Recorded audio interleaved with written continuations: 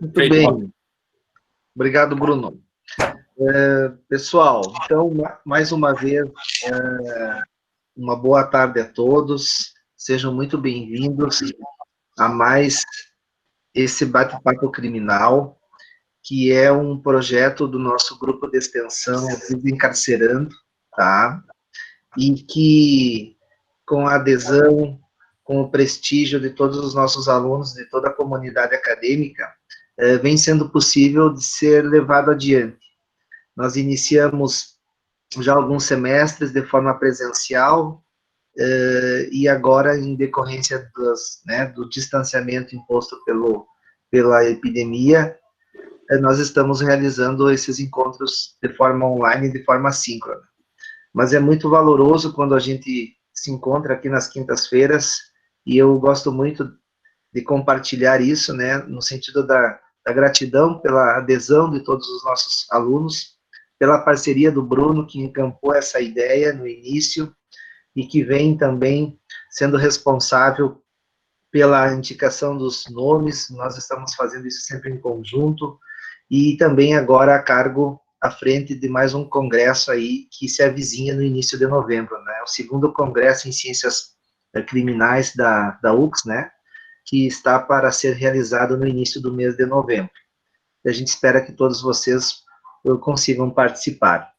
E hoje a gente tem aqui a participação da Maura, a Maura Silva Leitsky, que foi minha colega de mestrado na turma de 2013, na PUC, né? E que de lá para cá também nós tivemos a grata oportunidade de nos reencontrarmos. Ela esteve conosco o ano passado também, no primeiro congresso que foi realizado aqui na UX, em que ela tratou sobre o tema das APACs. Foi muito bem comentado toda a fala dela, inclusive citada, a Maura foi citada, a Maura, não sei se eu registrei isso, mas em várias monografias que foram sendo realizadas depois por alguns alunos, né, aparecia lá o teu nome, a referência às tuas colocações, e atualmente, então, a Maura é professora na Universidade Regional Integrada, na URI, e é advogada em Passo Fundo, né, está radicada ali em Passo Fundo, e também está fazendo doutorado em educação na Universidade de Passo Fundo. E então, Maura, mais uma vez, muito obrigado por ter aceito esse convite, de estar aqui conosco hoje para falar de um tema não menos importante, né, na contemporaneidade, que é o devido processo legal. Então, fica aqui meu agradecimento, e antes de passar a palavra a ti, eu vou passar para o Bruno fazer as considerações também. Obrigado. Então, boa tarde a todos. Quero inicialmente saudar a palestrante de hoje, a professora Maura, né, que já esteve conosco no primeiro congresso de Ciências Criminais da Sociedade Contemporânea no ano passado, presencialmente, e agora segue aí a parceria, né, nessa modalidade virtual. Muito obrigado, Maura, pela participação, por ter aceito o convite novamente, né, da nossa instituição. Quero cumprimentar também todos os alunos que estão presentes, que de alguma forma possibilitam que esse projeto siga adiante com sucesso, né? Muito obrigado a todos os alunos da graduação e da especialização. Fica aí o convite para que todos participem do segundo congresso, né, que nós estamos organizando na primeira semana de novembro. Depois eu deixo o link para vocês. E também quero agradecer, né, ao Robson, que é o meu companheiro aqui de luta, de batalha, né, em prol da educação nas ciências criminais, de uma forma mais humanística, humana, né. Então, muito obrigado, Robson, por estar sempre aí compartilhando desses projetos junto comigo e com o Desencarcerando. Maura, seja bem-vinda, o espaço é teu, a fala é tua, né, e as portas da instituição sempre estão abertas a ti. Boa noite a todos. Primeiramente, gostaria de agradecer o convite do professor Robson, do professor Bruno, duas pessoas que eu gosto muito, acompanho de longe, né, mas acompanho a atividade de vocês junto à UX e quero parabenizá-los por esse projeto Desencarcerando, que eu tenho acompanhado, e é um projeto bastante inspirador, né? Então, lá na URI a gente tem um projeto talvez parecido nos mesmos moldes, mas esse projeto é muito, eu diria para vocês, é muito animador nesse momento tão difícil que a gente enfrenta, né, tanto de mundo quanto de processo em evolução de sociedade. Também, né, agradecer essa oportunidade. Não vou palestrar, professor Bruno, né, não vou palestrar, vou bater um papinho com os alunos, como os meus alunos dizem em sala de aula. Vocês já me apresentaram, né, mas eu quero dizer para vocês o seguinte, né, hoje eu não vou trabalhar nada efetivamente com vocês que tragam uma dogmática, que vocês fiquem pensando de que autor, da onde vem isso. Como sobrevivente do coronavírus, né, por 2 vezes, né, eu sobrevivi ao corona 2 vezes, eu consegui essa façanha, pouquíssimas pessoas, de passar pelo coronavírus 2 vezes, né, consegui passar por ele 2 vezes, então eu me dou ao direito, né, de ser um pouco mais, eu diria, ácida hoje com vocês, tá? Mas não em relação a vocês. Nesse período, pessoal, de pandemia, que é o período que todo mundo acabou tendo que repensar a sua vida, as suas atividades, eu acabei também, né, nesse período em que eu enfrentei o coronavírus, repensando um pouco a atividade, repensando um pouco o processo penal. E eu confesso para vocês que foi um período de bastante reflexão, mas um período também bastante triste. Por que bastante triste? Lendo as misérias, né, do processo penal do Carnelucci, e também, nesse momento, tendo que fazer sustentações orais de forma virtual, audiências de forma virtual, tendo pessoas que estavam, né, em grave perigo, em risco de morte, e tendo a negativa, por exemplo, por parte de juízes, porque deixavam claro que a vida humana, ela não deveria ser objeto de deliberação no final de semana, que isso não era urgente, que poderia se esperar até uma segunda-feira. Então, várias foram as reflexões. Por isso que o que eu vou conversar e discutir um pouco com vocês hoje é um pouco mais uma exortação do que propriamente uma aula, tá, pessoal? Nesse período de pandemia, eu me dei conta que nós estamos sendo covardes, todos nós. Professores, alunos, advogados, desembargadores, juízes, promotores, nós estamos sendo todos covardes. E por que eu estou dizendo isso para vocês, pessoal? Porque nesse período, né, nesse período de amargas reflexões, eu ouvi muito, né, de que o processo penal brasileiro, nos dias atuais, ele vive um momento de grande instabilidade. Ouvi também que, né, o processo penal está num grande retrocesso. Está certa essa colocação? Não, pessoal, ela está errada. Nós não vivemos num período de retrocesso, num período de instabilidade, porque nós nunca experimentamos no Brasil um período de estabilidade do devido processo legal. Nós nunca abandonamos o processo penal punitivista, aquele processo penal inquisitorial, o processo penal torturador, aonde se busca a condenação do réu a qualquer custo, com a violação de princípios que foram garantidos em tese pela Constituição Federal. E por que eu digo isso, pessoal? Porque nesse período de pandemia, propriamente dito, o julgador e o acusador perderam a vergonha de deixar isso claro. Até então, nós tínhamos até uma espécie de censura, tanto acusatória quanto da figura do julgador, em demonstrar isso. Mas esse momento de pandemia escancarou essa falta de opção pelo devido processo legal.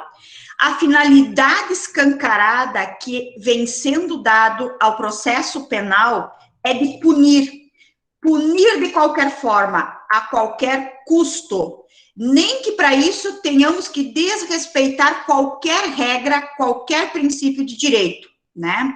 E grande parte da nossa sociedade, da nossa população, aplaude isso, acha isso a melhor coisa possível e ainda usa a máxima, né, lá do Maquiavel. que os fins justificam os meios.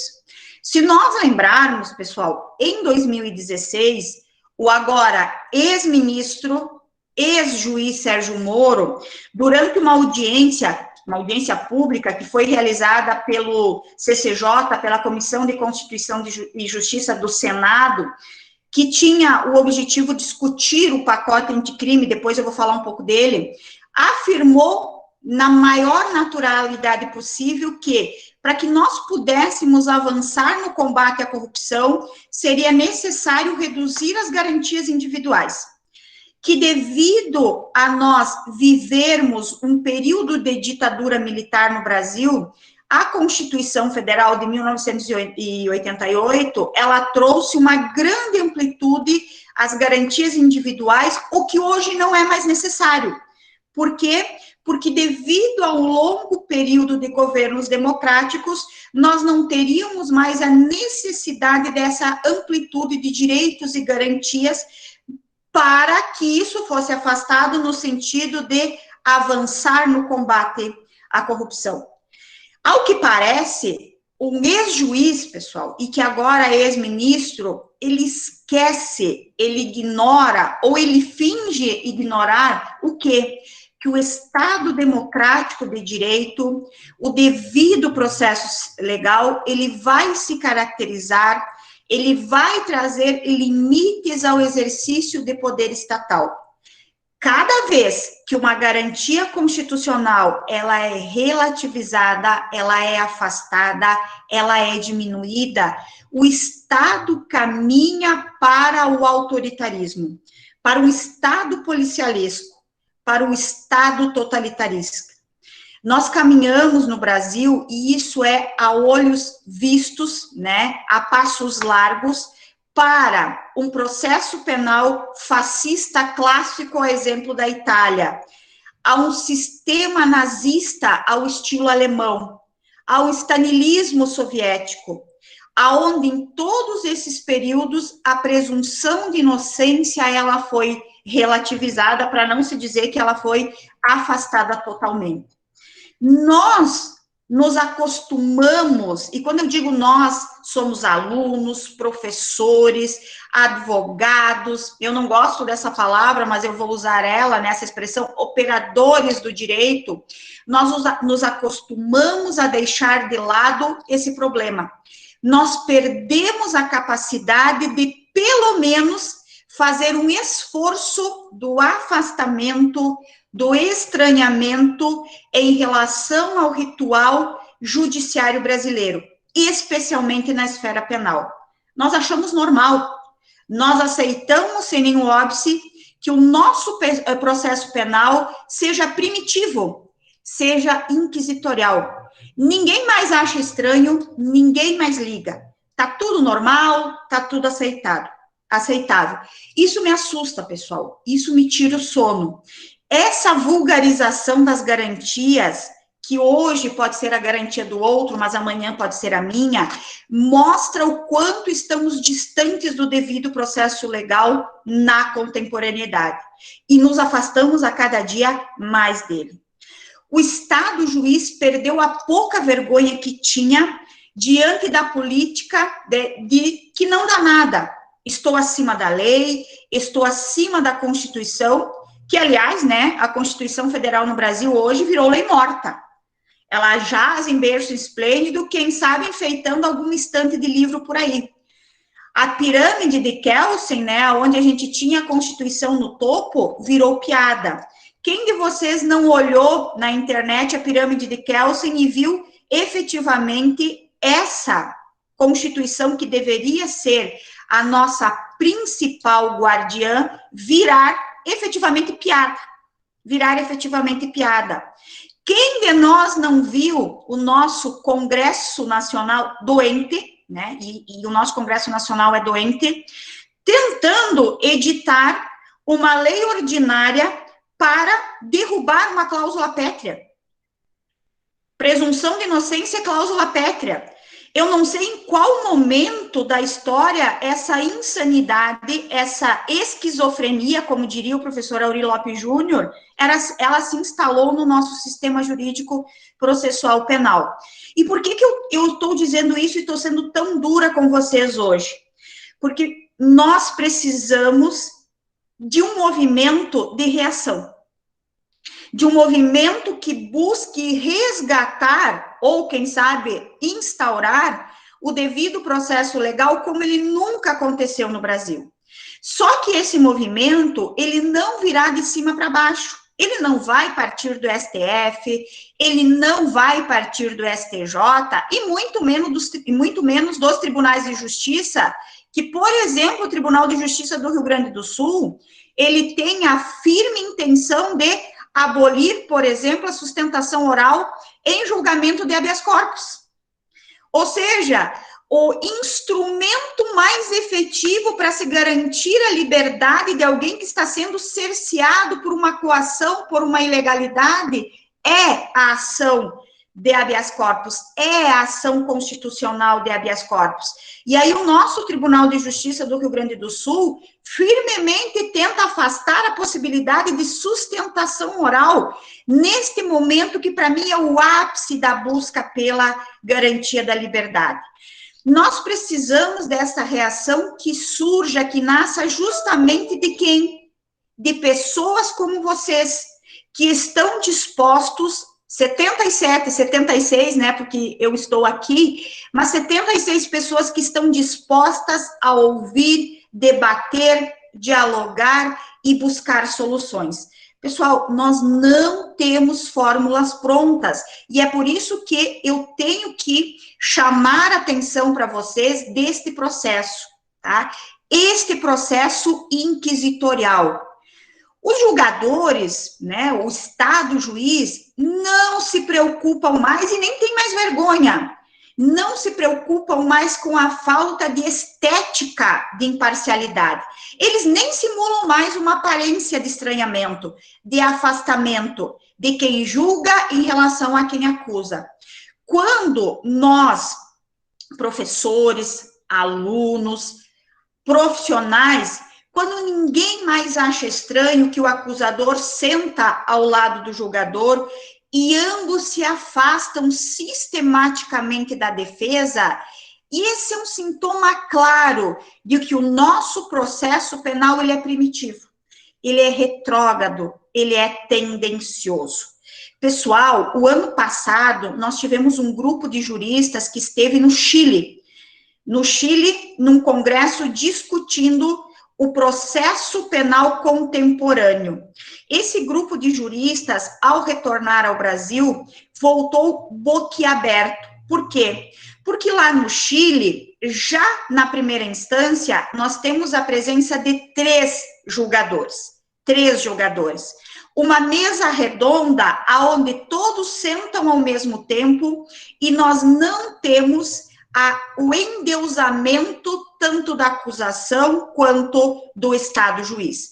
Então, nós muito ainda estamos distantes desta ideia de devido processo legal. Vocês até poderiam me dizer, mas Maura, isso é só estético, isso é só cênico, né? É só uma simbologia. Eu digo para vocês, não é. Eu repito, não é. Por quê? Porque o processo penal, principalmente, ele é simbólico, ele é representativo. Eu não posso diminuir a importância da luta pelo fim desse espaço cênico. Por quê? Porque isso é fundamental. É fundamental para quê? É fundamental para se mudar o comportamento e também a cultura judiciária. Em nenhum outro sistema judicial minimamente democrático e processualmente evoluído, uma cena como é a cena ou a estética das salas de audiência no Brasil seria admissível. Não existe imparcialidade do juiz, e que é um princípio supremo do processo, sem um real e efetivo distanciamento entre o julgador e o acusador. No processo esse ritual, pessoal, ele deve ser considerado como algo que representa o Estado como distante do acusador. Pessoal, eu tive uma experiência, e eu vou contar para vocês, há uns meses atrás, né?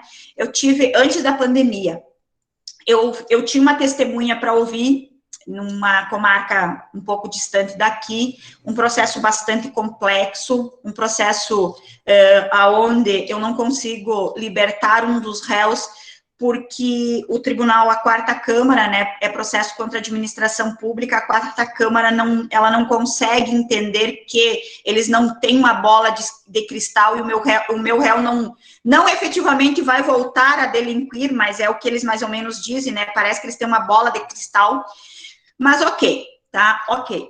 Fui eu para essa audiência, viajei 200 quilômetros, chegando lá, testemunha, né, foi compromissada, e o juiz, ele me disse assim, doutora, ele não me perguntou, né, ele só me informou, eu vou fazer as perguntas pelo Ministério Público, porque o promotor me mandou isso por e-mail e ele não pode estar presente. Eu disse, negativo, o senhor não vai fazer pergunta nenhuma.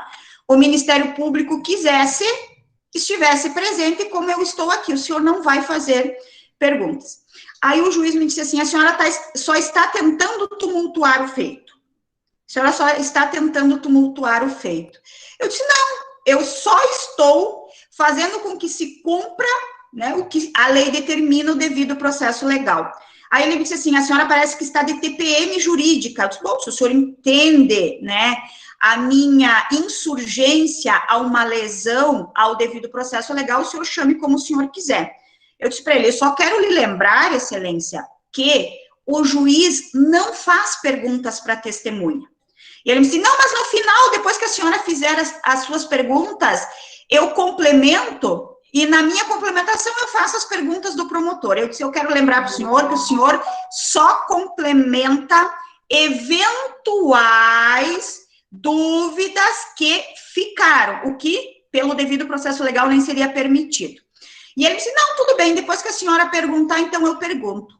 E daí ele disse assim, a palavra com a defesa para perguntas. Eu olhei para ele, sem perguntas, excelência. Não tenho perguntas para testemunha. E ele me disse assim, a senhora quer tumultuar mesmo? Eu disse, não quero tumultuar. Mas a testemunha é sua? Eu digo, sim, mas eu não tenho pergunta para ela. Com o fato de eu não ter perguntado, eu não autorizei o juiz a fazer o quê? As perguntas do MP. Posso ter me prejudicado? Até posso, né? Até posso. Mas esse juiz vai pensar efetivamente numa próxima vez em tentar fazer o papel da acusação. Se ele quisesse ser juiz, que tivesse feito concurso ao Ministério Público, né? Eu sou muito chata nesse sentido, né? No sentido de cada um precisa assumir o seu papel. Pessoal, e nós, brasileiros, estamos imersos nessa cultura inquisitorial. Tenho certeza que se fosse outro colega, talvez aceitasse de bom grado, para não se indispor com o juiz. Nós somos pródigos em aceitar como normal o anormal no funcionamento da justiça criminal. E, a partir daí, segue-se um jogo absolutamente desigual, inadmissível. Por quê? Porque não se poderia admitir um processo penal constitucional que não respeitasse a paridade de armas entre as partes. E em pleno século XXI, nós assistimos um show de horrores, né, nesses últimos dias, quanto à liberdade em sede liminar de decisão democrática do André Oliveira Macedo, ou o conhecido André do Rap, quando, né, o ministro Marco Aurélio, fazendo uma interpretação do artigo 316, parágrafo único do pacote anticrime, deu a liberdade ao indivíduo de forma legal, de forma totalmente, eu diria, acertada, de forma acertada. O que mais me chamou a atenção foi que, e aí os professores devem ter se dado conta disso, todos os positivistas vieram com a argumentação de que a decisão do Marco Aurélio, ela foi desacertada porque ela foi literal. Ou seja, ela aplicou o parágrafo único do artigo 316 de forma literal. Não, mas vem cá, meu amor. Ou você se decida, ou você é positivista, ou você é da teoria de direito self-service, fast food. Você só se utiliza do que é bom para ti e você faz uma análise de acordo com o que te interessa. A decisão que combate, que revoga a decisão liminar do Marco Aurélio pelo Fux é vergonhosa, né? Ela é literalmente vergonhosa. Mas também não dava para se esperar nada mais disso do que o Fux, né? É o Fux sendo o Fux, sempre assim. Porque o Fux, ele esquece que fundamentação jurídica não é justificativa de decisão pessoal. Fundamentação jurídica, ela tem que demonstrar que a tua decisão está amparada nos conceitos e está amparada no que, pessoal? No que efetivamente aquela decisão vai trazer para a sociedade em termos jurídicos, e não simplesmente justificar a minha decisão tentando convencer a coletividade de que ela foi mais acertada. A decisão do Fux é mais ou menos assim: bom, o cara é traficante, portanto, ele tem que ficar preso a vida inteira. Não, peraí, a decisão não queria dizer se ele era traficante. Ninguém discute ele ser traficante. Ninguém discute o fato típico, ilícito, culpável que ele cometeu. Ninguém discute o nexo de causalidade. O que nós discutimos é o quê? É a inércia do juiz que acha que a prisão, e não é definitiva, é a prisão preventiva, ela pode ser utilizada como pena definitiva, sem que a cada período de tempo, por ela ser excepcional, ela precisa ser reavaliada e justificada. Pessoal, eu coloquei 2 ou 3 réus em liberdade nesses últimos meses, justamente porque a cada 90 dias, o juiz de ofício vai lá e faz a seguinte fundamentação: mantenho a prisão preventiva pelos fundamentos anteriormente expostos. Tá? E quais eram os fundamentos anteriormente expostos? É algo que é primo do Papai Noel, amigo do Coelhinho da Páscoa, vizinho do cidadão de bem e provavelmente filho da mulher honesta, que é a garantia da ordem pública. O que é garantia da ordem pública? Né? Alguém me dê um conceito de garantia da ordem pública. Eu justifico a manutenção de uma segregação excepcional como garantia da ordem pública. Bom, se é garantia da ordem pública, me parece muito mais adequado, então, uma medida substitutiva do 319, como uma prisão domiciliar ou uma liberdade vigiada por monitoramento eletrônico. Então, pessoal, quando nós paramos uma nação, tivemos uma mídia gigantesca, justamente para discutir uma decisão acertada, e nós tivemos um linchamento moral de um ministro que acertadamente deu uma decisão com base numa lei que foi festejada, que era o pacote anticrime, foi muito festejada, palmas e confetes, fogos de artifício, mas que de efetiva ela não tem absolutamente nada no combate à corrupção. Eu tenho que repensar. Quem são essas pessoas, né? Quem são essas pessoas que estão à frente desse processo? Quem são essas pessoas que tomam essas decisões? Outra coisa, pessoal, prisão é exceção. Prisão, ela só se admite quando nenhuma outra possibilidade, quando nenhuma outra medida é suficiente para aquele caso. No Brasil, nós primeiro adotamos a prisão, e chega a ser, eu tenho vergonha de fazer habeas corpus, por quê?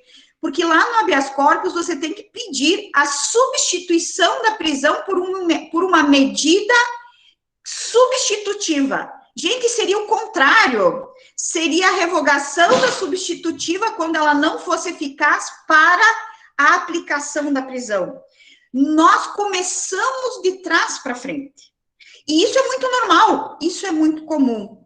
Acompanhem os julgamentos que estão sendo feitos pelo Tribunal de Justiça do Rio Grande do Sul e vocês vão ver que é um show de horrores, né? É um show de horrores. As decisões, elas são mais ou menos as decisões da Inquisição da Igreja Católica. A única diferença é que nós não temos o fogo lá no meio da praça e nenhuma bruxa é purificada no fogo onde todo mundo está assistindo. Mas é mais ou menos isso que nós estamos assistindo. E nós precisamos, pessoal, tomar uma posição. Pessoal, e o que dizer do Tribunal do Júri? Principalmente quando os jurados decidem pela íntima convicção, a lá Idade Média, né? Sem necessidade de fundamental. O que é completamente inadmissível e perfeitamente corrigível com qualquer reforma legislativa. Mas aí vocês vão dizer assim, mas professora, então por que não se muda o Tribunal do Júri?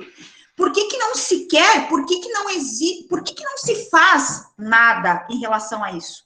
Porque não se quer, porque não se tem vontade, porque não existe um choque cultural para romper com essa estrutura inquisitorial, porque é conveniente manter rígida essa estrutura inquisitorial. Porque, afinal, são mais de 700 anos de tradição. E o pior de tudo é que a grande massa da sociedade aplaude essas atitudes, ovaciona. Gente, o Tribunal do Júri, na modalidade que se tem no Brasil, nada mais é do que se fazer justiça com as próprias mãos. Nada mais é do que se fazer justiça com as próprias mãos. Então, por que não se muda? Porque não se tem vontade, né? E nós temos essa grande massa da população que ovaciona essas medidas antigarantistas, né? Como se fossem grandes feitos, como se o direito pudesse ser desrespeitado em determinadas hipóteses, previamente selecionadas ou para certos inimigos do Estado. Nós esquecemos que um dia estas baterias acusatórias, elas podem se voltar para né, qualquer um de nós. E aí, nós vamos ter tempo de contê-las? Já haveria certeza, ainda que provisória, quanto, né, uma responsabilidade criminal de um indivíduo que sequer é submetido ao devido processo legal, né? Então, nós temos, meus queridos, né, porque eu digo isso para vocês hoje, por que eu estou tão dura, por que eu estou tão amarga? Porque eu vejo alunos, eu vejo os professores, eu vejo profissionais repetindo como normal esse mantra inquisitorial, né? Porque eu acho, eu digo, eu repito, eu aprendi na carne que lutar por um processo penal democrático acusatório é muito mais do que ficar se discutindo historicamente. E cada um conta a sua história da história. O processo romano admitiu ou não a iniciativa probatória do juiz. É muito mais do que ficar no reducionismo de que basta a mera separação inicial das funções, né? Só no nome. É muito mais do que pensar que a oralidade é simplesmente gravar a oitiva das testemunhas e, raramente, ter um debate oral no final da audiência. É permitir que se façam audiências de instrução e julgamento por videoconferência, pessoal. Interrogatório por videoconferência. Eu estou lutando aqui em Passo Fundo porque eu tenho uma audiência agora no dia 11, que ela foi marcada por videoconferência, aonde eu vou ficar no escritório, meu cliente vai ficar no parlatório do fórum, do presídio, que tem lugar para uma pessoa, eles vão ficar em 3, que sequer tem um sistema de som, aonde as testemunhas, cada uma é de uma comarca, e provavelmente, por se tratarem de agentes públicos, farão essa audiência nas prefeituras e, quiçá, né, por trás das câmeras, com a orientação de um procurador, dizendo que eles vão falar.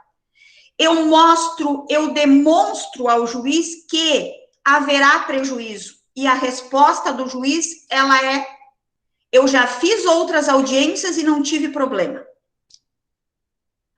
Aí eu fiz um pedido de reconsideração e disse para ele que primeiro fazer a audiência sem ter problema não é fundamentação jurídica e não me serve, né? Não me serve. E segundo, que o CNJ diz que só será mantida a audiência audiovisual se as partes não manifestarem prejuízo. Eu estou dizendo e explicando que haverá prejuízo. Então, pessoal, é muito complicado você bater de frente com esse sistema. Lutar pelo devido processo legal é compreender que o sistema acusatório no século XXI, dentro da nossa complexidade, né, como uma estrutura dialética, que raramente traz condições, né, de imparcialidade, ela tem que ser radicalizada. Radicalizada pelo juiz, radicalizada pelo Estado, na busca de um procedimento em contraditório, levando em consideração aquilo que o Fatih Salari nos ensina, radicalizar no sentido de se buscar esse contraditório, que se paute pela oralidade, a originalidade cognitiva do juiz, que não transija no tratamento igualitário entre as partes, que não ligue para o promotor dizendo que o promotor tenha que fazer, que não adote a promoção do Ministério Público na sua integralidade, parecendo um consórcio de justiceiros, né? Uma relação incestuosa, nojenta, uma relação prostituída, mas que é naturalizada entre nós. Que não se descuide nunca, pessoal, da estética do ritual do processo, como dizia o Garapon, né? Que as partes consigam exercer livremente a sua função.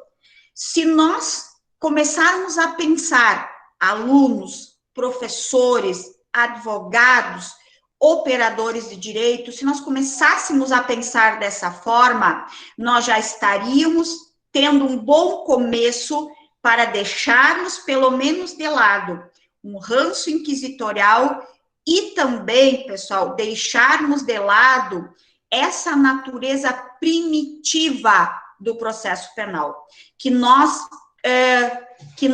experimentamos há muito tempo já, que nós consideramos como normal, mas que nós só vamos perceber que efetivamente ela é degradante no momento em que nós formos eleitos, escolhidos pelo processo para figurarmos como vítima dele.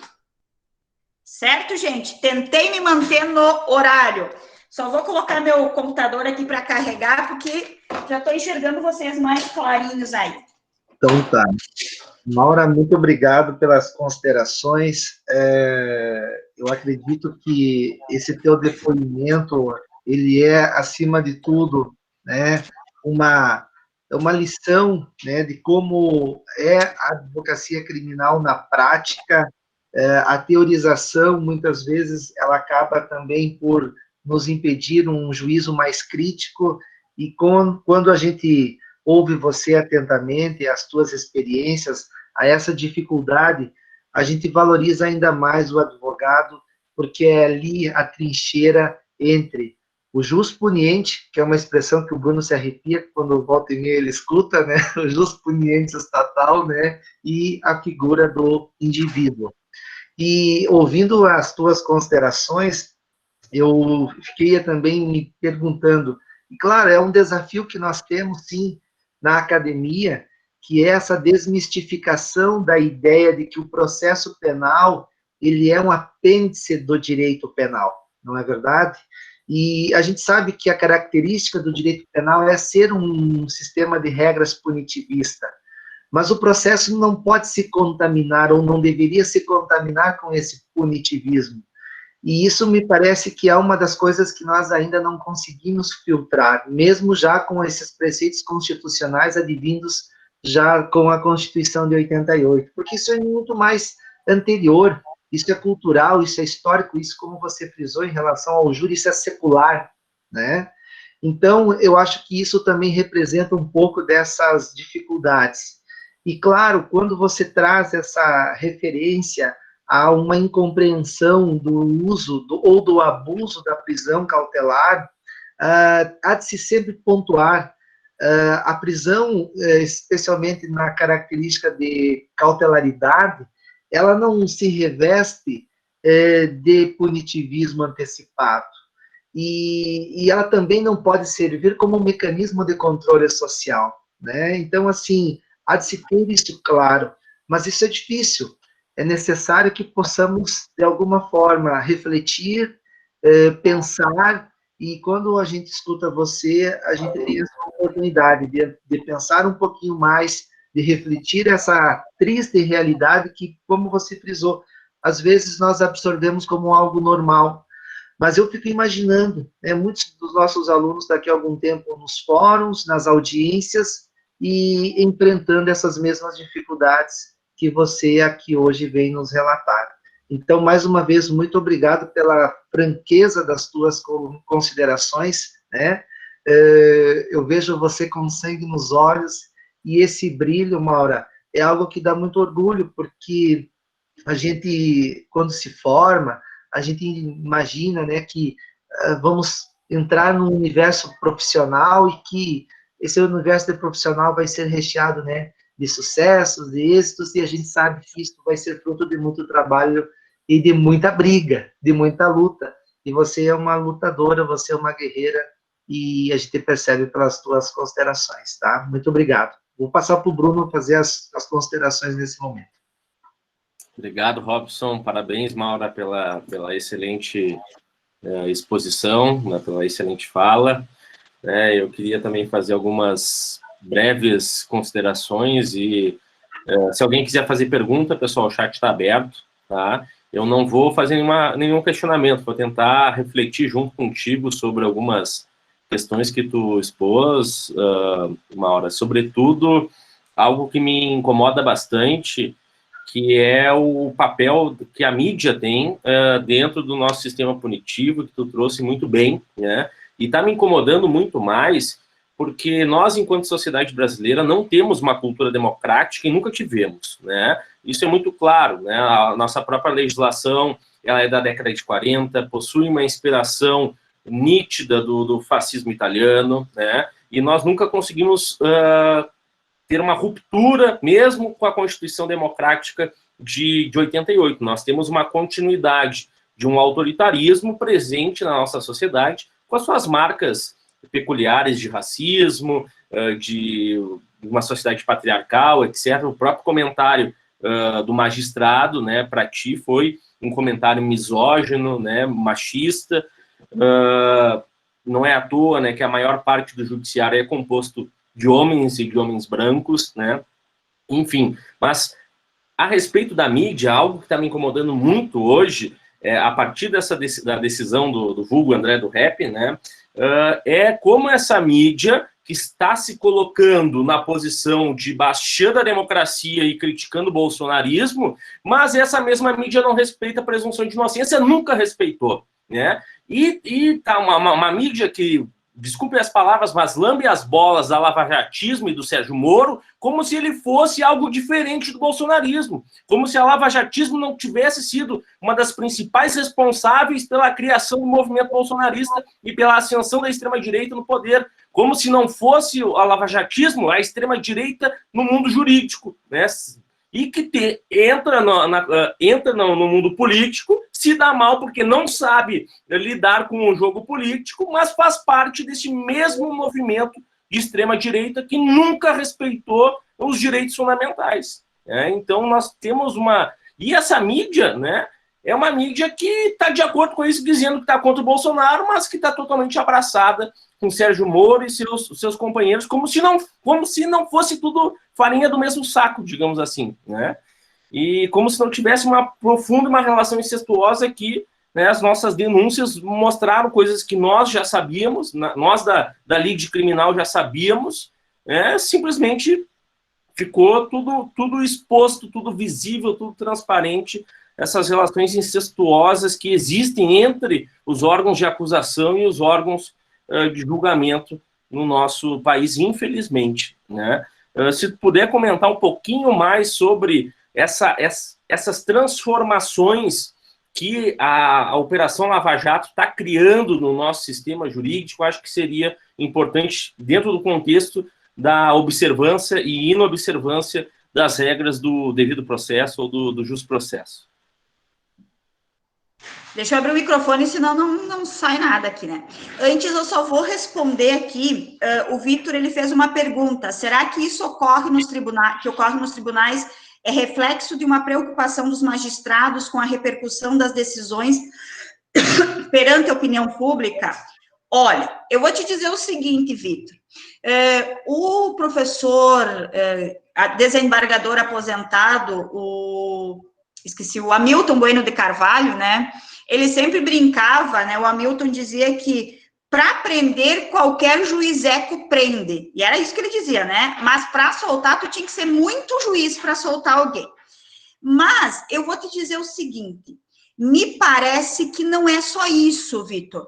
Nós vivemos agora numa onda, e eu brinco, né? Eu moro numa cidade onde isso fica muito claro, que a gente tinha um certo pudor de expressar algumas opiniões mais extremas. A gente tinha um certo pudor, a gente acabava vendo que determinadas pessoas se abstinham, embora a gente soubesse quais eram essas opiniões.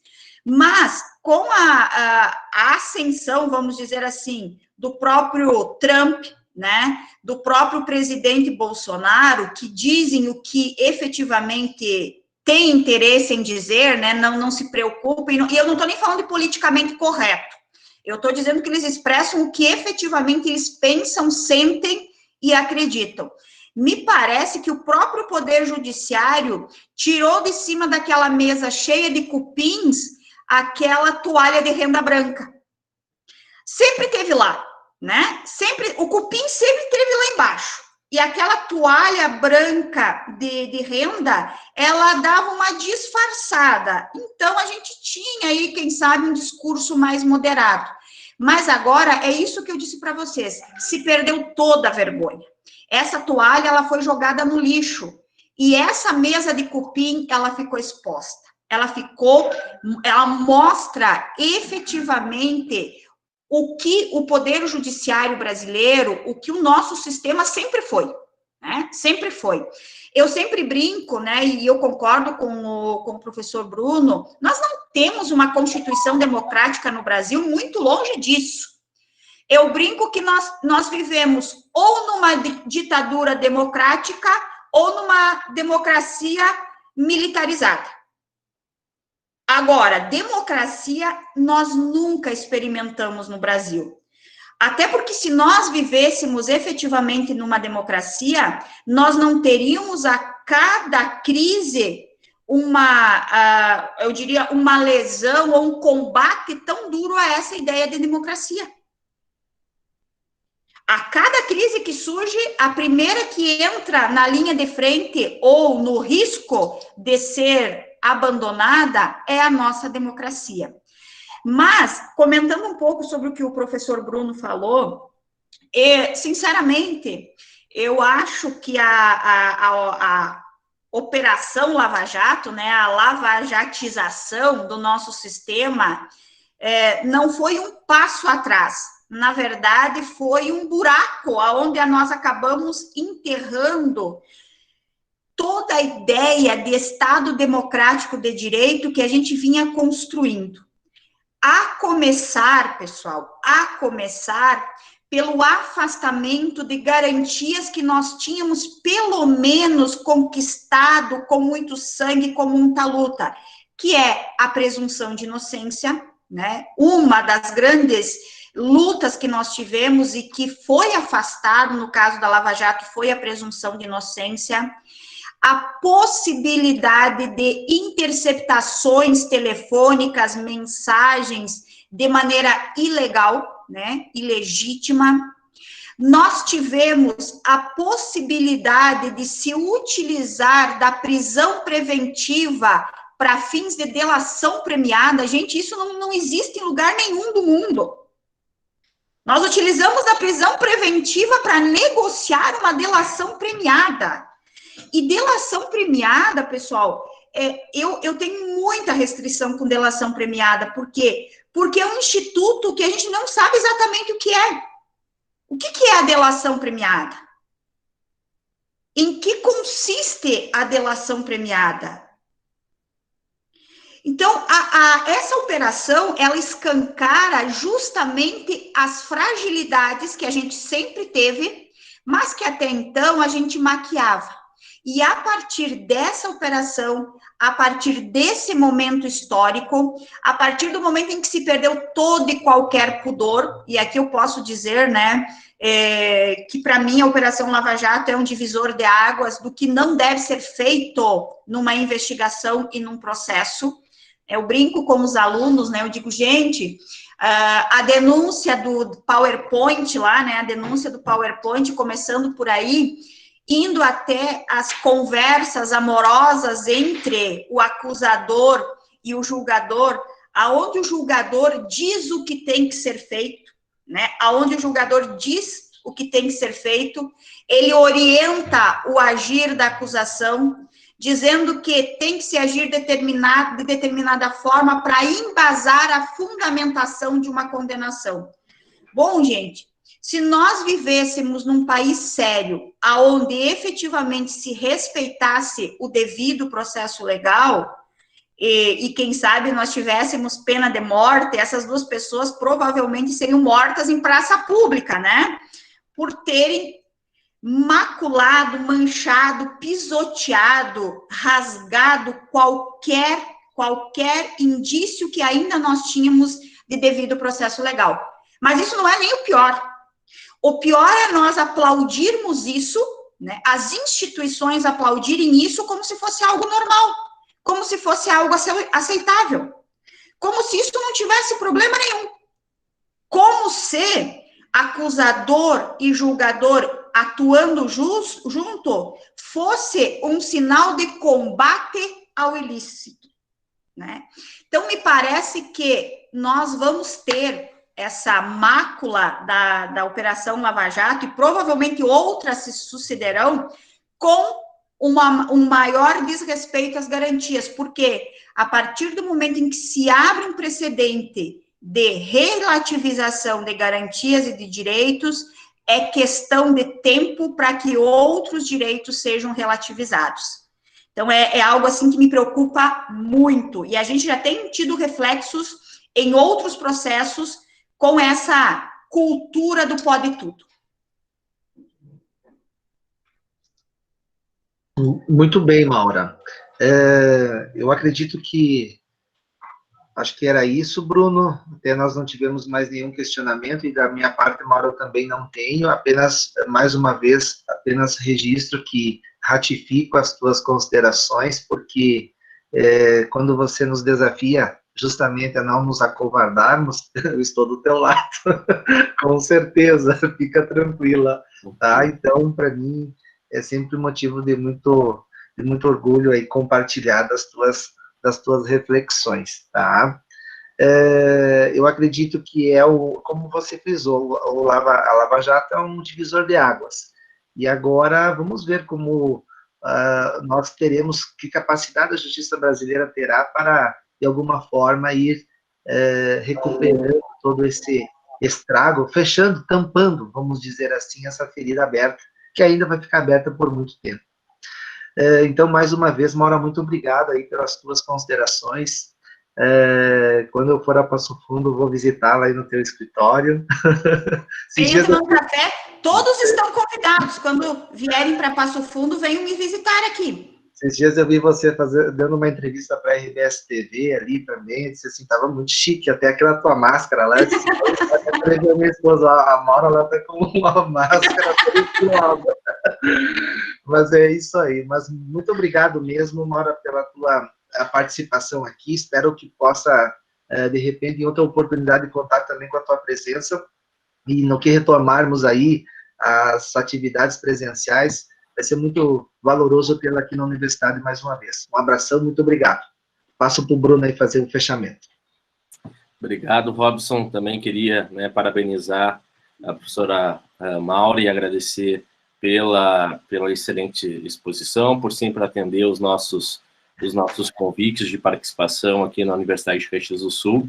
E só para esclarecer para o pessoal, embora aqui o público seja mais crítico, né, exerça o raciocínio crítico, né, em virtude da polarização que existe no país, é importante deixar claro que o Partido dos Trabalhadores e o Lula também estão dentro dessa crítica, porque ajudaram a construir esse Estado policialesco, eles simplesmente foram engolidos pelo Estado policialesco que eles mesmos ajudaram a construir, né? Então, acho que é importante deixar isso bem claro aí para os alunos, porque senão já ficamos com pecha de comunistas e coisa do tipo, né? E daí fica complicado de exercer, né, a argumentação, o diálogo, o debate, né? E lembrando a todos que a violação do direito ao devido processo de uma pessoa, da outra pessoa, é a violação do nosso direito ao devido processo, né? E todos nós podemos fazer parte, né, da mira do poder punitivo estatal em algum momento da nossa vida, seja por perseguição ideológica, etc. Não é necessário cometer necessariamente um fato típico, né, para ser alvo da repressão estatal. Muitas vezes, simplesmente pela forma como nós pensamos, né, a gente acaba sendo perseguido pelo sistema de justiça criminal, e a história acaba nos demonstrando isso, né? Então, novamente, Maura, muito obrigado por toda a tua disposição. Agradeço também aos alunos, né, que estão conosco até agora e sempre presentes durante esse projeto do Bate-Papo Criminal. Muito obrigado, Maura.